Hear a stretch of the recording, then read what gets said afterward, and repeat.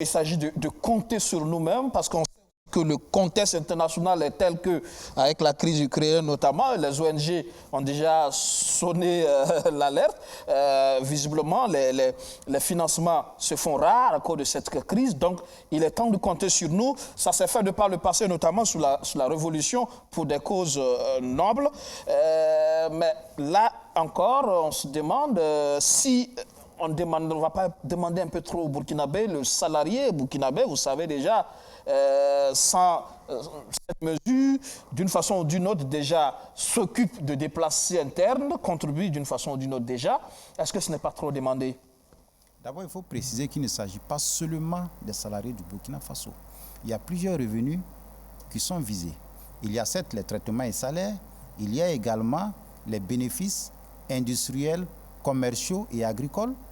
Il y a les bénéfices des professions non commerciales, c'est-à-dire les professions libérales. Il y a l'impôt sur le foncier qui peut faire l'objet d'un relèvement du taux.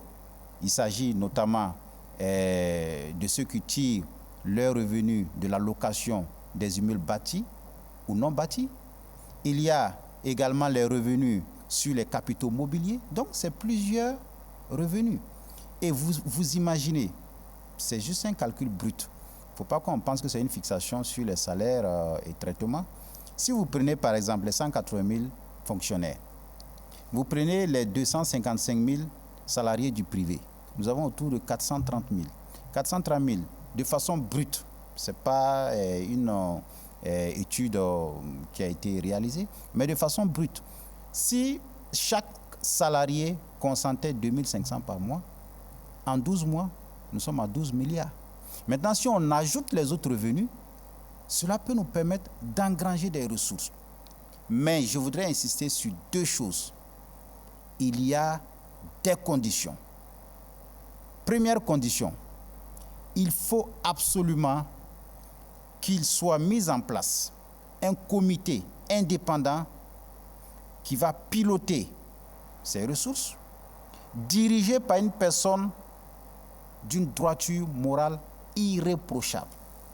Parce qu'il faut reconnaître qu'il y a des doutes sur la saine utilisation des ressources qui peuvent être récoltées. C'est le problème aujourd'hui, voilà. Justement. On va en parler. Deuxième condition, il faut que l'État s'impose l'austérité.